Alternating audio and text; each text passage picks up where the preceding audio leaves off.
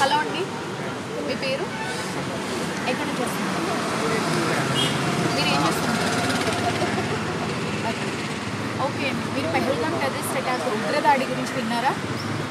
So ఎలా అనిపించిందండి? First reaction ఏంటి? 26 మంది చనిపోయారు, మన ఇండియన్స్ని అక్రమంగా చంపేశారు. ఎలా అనిపించింది మీకు?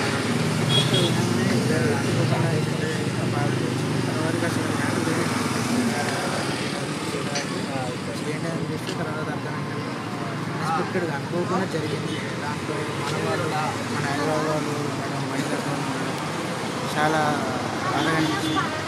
అయితే కొంచెం ఇంటిమేషన్ ఇచ్చి జరుగుంటే కనీసం మన 26 మందిలో కొంచెమైనా తగ్గేది. ప్లస్ వాళ్ళు కూడా వాళ్ళల్లో ఎంతమంది అయినా కొంతమంది అయినా మనం ఏదో ఒకటి చేసాం.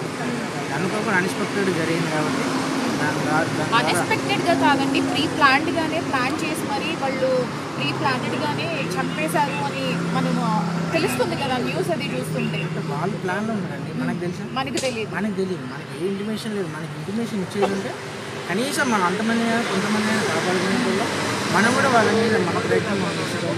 అందులో కూడా రీసెంట్గా మ్యారేజ్ అయిన వాళ్ళు కూడా చాలా ఆ విజువల్స్ చూస్తే ప్రతి ఒక్కరికి ఇండియన్కి కూడా బ్లడ్ బాయిల్ అయిపోతుంది. చాలా చాలా బాగా అసలు అయితే మన ఇద్దరు కమిషన్ అన్నీ అసలు చాలా అది దారుణంగా ఉంది. ఆ సిచ్యువేషన్ అసలు పేజ్ గురించి ఇప్పటికి కూడా వాళ్ళ పరిస్థితి ఎట్లుందని ఇప్పటికీ అది ఫీల్ అవుతుంది మాత్రం మరీ టూ మచ్ ఇట్లా జరగడం అనేది.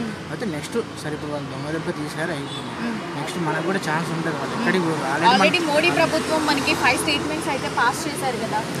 సో పాకిస్తాన్తో యుద్ధానికి వస్తే కనుక భారత్ కలబడితే మీరు పాల్గొంటారా? మీ వంతుగా ఒక ఇండియన్గా పాల్గొంటారా మీరు? తప్పకుండా ఛాన్స్ వస్తే ఫస్ట్ లైన్లోనే ఉంటాం. పొలిటికల్ పరంగా ఇది ఏమన్నా గేమ్లా ఉందా అండి? పొలిటికల్ పరంగా ఏమన్నా అంటే పాకిస్తాన్ యుద్ధం పేరుతో ఏమన్నా పాలిటిక్స్ ప్లే చేస్తున్నారంటారా? మీ ఒపీనియన్ ఏంటి?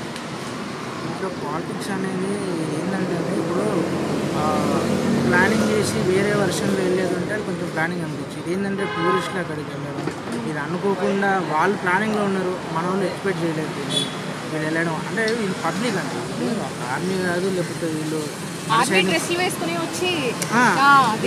వీళ్ళంతా కావాలని ఇట్లా చేసి వాళ్ళు ప్లానింగ్ ఇట్లా చేయడం వల్ల వీళ్ళకి అర్థం కాలేదు. ఫస్ట్ ఆఫ్ ఆల్ మన ఆర్మీలో వెళ్ళి వీళ్ళని కాపాడదామని చూసిన వాళ్ళు ఇంకా భయంగా వాడిని చూడేసరికి అసలు చాలా ఇది అనిపించింది. కానీ ఇప్పుడు ఆల్రెడీ స్టార్ట్ అయింది కొంచెం మా సైడ్ అన్నీ అవుతున్నాయండి. వాళ్ళు ఎక్కడికి పోరు, మళ్ళీ మన 26 మంది కాదు 26,000 మంది అయిపోతారు వాళ్ళు. సో ఇలాంటి చర్యలు జరగకుండా ఇంకా ముందు ఎలాంటి చర్యలు తీసుకుంటే బాగుంటుంది గవర్నమెంట్ అని మీరు అనుకుంటున్నారు? ఇది నాకు తెలిసి ఇక్కడ ఈ సరౌండింగ్స్లో ఉన్న వాళ్ళు కొంచెం అబ్జర్వేషన్ కరెక్ట్గా ఉంది. ఇప్పుడు ఆల్రెడీ ఇలాంటి సిచ్యువేషన్ జరిగింది, మళ్ళీ ఇంకొకసారి జరగకుండా ఇక్కడ ఏం జరుగుతుంది, వాళ్ళు ప్రీ ప్లాన్ వచ్చి అట్లా చేసేదని అంటే మన వాళ్ళు ఎక్కడ కొంచెం వీక్ పాయింట్ ఇచ్చారు. ఇవ్వడం వల్లనే ఇట్లా జరిగింది. కొంచెం బార్డర్స్లో ఉన్న వాళ్ళు కొంచెం కేర్ఫుల్గా ఉంటే మనం కూడా ఎప్పుడు కూడా అంటే వాళ్ళు ఇప్పుడు అటాక్ అనేది ఎప్పుడు జరుగుతుంది మనం అది ఎక్స్పెక్ట్ చేయలేదు. నెక్స్ట్ టైం ఇలాంటివి జరగకుండా మన వాళ్ళు కూడా కొంచెం యాక్టివ్గా ఉంటే ఇంతమంది అయ్యేది కాదు. 2-3 అయిపోయినా మధ్యలో క్లోజ్ అయ్యేది. మతాన్ని టార్గెట్ చేయడం కరెక్టేనంటారా? అంటే ముస్లిమ్స్లో మంచి వాళ్ళు ఉంటారు, హిందూస్లో మంచి వాళ్ళు ఉంటారు, చెడ్డ వాళ్ళు ఉంటారు.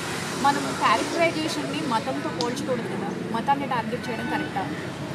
మతాన్ని టార్గెట్ చేయడం కరెక్ట్గా అంటే ఇప్పుడు మోడీ గారు వచ్చిన దాని నుంచి హిందూస్కి కొంచెం సపోర్ట్ ఎక్కువ ఉందని చెప్పి మన సైడ్ టాకింగ్.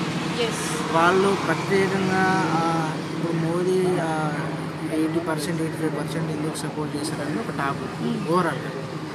తర్వాత వాళ్ళు అనుకునేది ఏంటంటే వాళ్ళు హిందూసా ముస్లిమ్సా అని అడిగి వాళ్ళని చెక్ చేసి వాళ్ళని చంపి మేము ఏదో చెప్పుకోండి అని అన్నాడంటే ఇది కంపల్సరీ ఎట్లా ఉందనంటే హిందుత్వం మీద ప్లస్ మోదీ మీద రివెంజ్ తీసుకొని వాళ్ళు చంపాలనుకున్న వాళ్ళు చంపేళ్ళిపోతే అది వెళ్ళి చెప్పుకోండి, ఎవరికైనా చెప్పుకోండి హిందువులు ఇది అన్నారంటే ఇది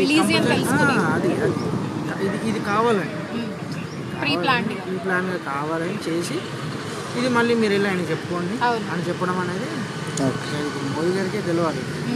ఈ విషయం ఆయనకు అర్థం అవ్వాలి. ఈ దాడి తర్వాత దేశ భద్రతపై ఎలాంటి ప్రభావం చూపిస్తుంది అనుకుంటున్నారు మీరు? ఈ దాడి తర్వాత ఈ ఘటన తర్వాత దేశ భద్రతపై అంటే చాలామంది సెక్యూరిటీ వైజ్గా కానీ ఈ ఘటన చేయడం తర్వాత చాలామంది జమ్మూ కాశ్మీర్ వెళ్ళడానికి చాలా భయపడుతున్నారు. అమ్మో ఎలాంటివి జరుగుతాయో ఏంటో అని టెన్షన్ పడుతూ ఉన్నారు. సో ఎలాంటి ప్రభావం ఉంటుందనుకుంటున్నారు? ప్రమాదం ఇప్పుడు ఒక శత్రువు అనేవారు వాళ్ళు ఎప్పుడైనా మనకు ఎక్కడ దొరికే ఛాన్స్ వాళ్ళు అటాక్ చేయడానికి ఫస్ట్ అక్కడ జరిగింది. మళ్ళీ వెంటనే అక్కడ జరుగుతుంది, మనం అక్కడ భయపడి అక్కడికి వెళ్ళి వేరే దగ్గరికి వెళ్ళాలి అనేది ఇప్పుడున్న సిచ్యువేషన్లో కొన్ని రోజులు ఎక్కడికి వెళ్ళకుండా ఉంది. ఫస్ట్ ఆఫ్ ఆల్ వాళ్ళు మన మీద చేసింది కాబట్టి మనం కూడా రివెంజ్ ప్లాన్ చేసి ఎలా మనం ప్లాన్ చేస్తే మన వాళ్ళు ఎవరికి ఏం కాకుండా మనం ఎట్లా ప్లాన్ చేయాలి అట్లా ఆలోచించి ఈ టూరిజం కానీ కొన్ని రోజులు నాకు తెలిసి ఈ బార్డర్స్ వల్ల కానీ ఇట్లా కొంచెం బ్రేక్ చేసుకుంటే కొంచెం కదా కొంచెం అంతా కూల్ అయ్యే వరకు అంత సెట్ అయ్యేది.